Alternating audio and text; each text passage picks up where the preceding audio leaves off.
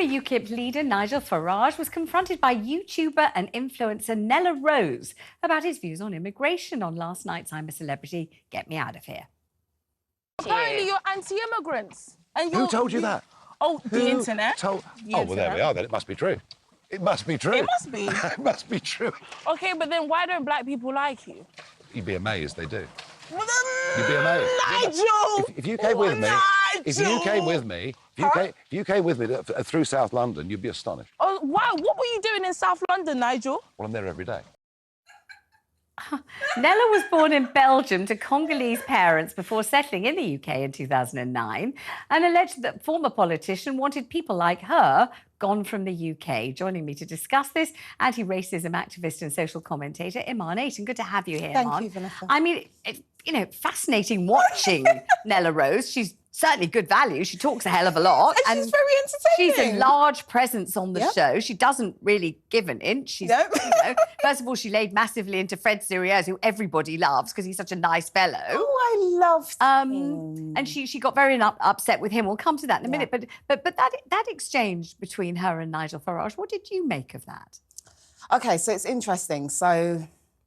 Okay, how do I put this? I find it really frustrating when people talk about other people's prejudice and generalisations when they lead with prejudice and generalisations. So to say all black people don't like Nigel Farage, that is a lie. Of course. And a generalisation, there are plenty of black people that like Nigel Farage. I am not one of them in that respect in terms of immigration and political kind of dynamics. But she's generalised. And so what she's talking about is, well, all black people don't like you and what are you doing in South London? Both are generalisations. So I just find it really annoying when black people want to prove a point about generalisations and then lead with generalisations in the same moment. You know, he could have said... Nella, with the greatest respect, who appointed you the spokesperson for every black person in the entire United Kingdom? Yeah, he could have. I mean, most people learn pretty quickly. There's no such thing as the black community. There are lots of different individuals with lots of different political views, lots of different personalities and from lots of different countries. You can't make that kind of broad statement about people. I totally agree. And this is why we have this interesting kind of dichotomy at the moment in terms of woke versus anti-woke, right? Which is in terms of kind of people leading with one extreme or leading with another. And this is what we're seeing where black people are trying to fight racism and trying to fight prejudice and trying to fight generalizations, but inadvertently lead with prejudice, inadvertently lead with generalizations. And so I don't believe it's their agenda, but this is what happens when you have a certain level of ignorance, a lack of knowledge in certain respects. I mean, we've got to give Nella the benefit of saying she's only 26. Yes. You know, she hasn't told anyone she's a political elder statesman and is, absolutely au fait with every single political permutation and subtlety in this country. She hasn't said that. But on the other hand, if she isn't, she could have tried to maybe learn a little bit from Nigel Farage and ask him to explain, but a bit more gently, I suppose. I think it's interesting because when we talk about prejudice, when I think about black women and the prejudice that is thrusted upon us, it's either two things. We're loud, we're aggressive, or we're the angry black woman. So this is what's interesting. I find in this particular dynamic, people will potentially dislike her because of prejudice and because of racial prejudice.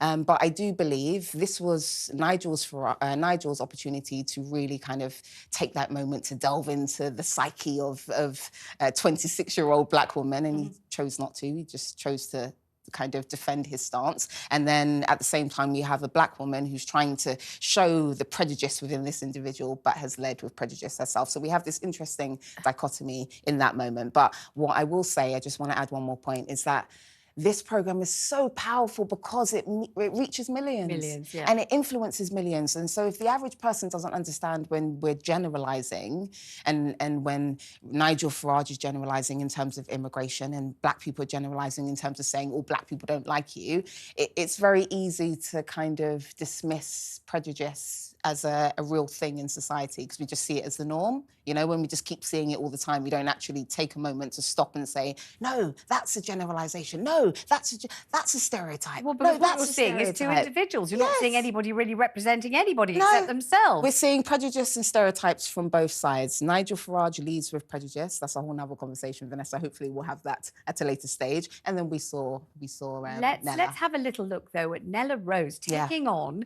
Fred. Now, this is Fred from First Date, you know, and this is Fred from Gino, Fred and Gordon Ramsay. You know, he's not trying to do anything to upset anybody as far as I could see. I was watching with both eyes round like this. This is what happened. Yes.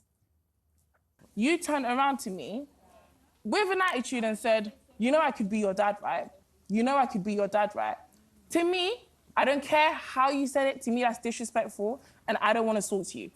I don't want to talk to you. I don't want to be around you. I only allow people to disrespect me once. You hurt my feelings. I was very upset till this very morning, and you keep trying to speak to me when I don't want to speak to you. I would rather stay away from you. We're running out of time. What do you think? I don't want to talk to you. Okay, so I think she's very entitled in this moment and she's very emotional and she didn't lead with any type of pragmatism. Had she led with pragmatism, she would have understood quite simply that he was actually kind of being disparaging to himself. He was actually saying, I'm an old man, so old that I could be your dad. But he wasn't saying, I'm old enough to be your dad, so do as I tell you, I'm going to boss you around. Taking it literally, as in, you shouldn't be talking about my dad literally because I told you about the We've got to stop it, Imarn, there. Unfortunately, we could talk about this all day. Can we?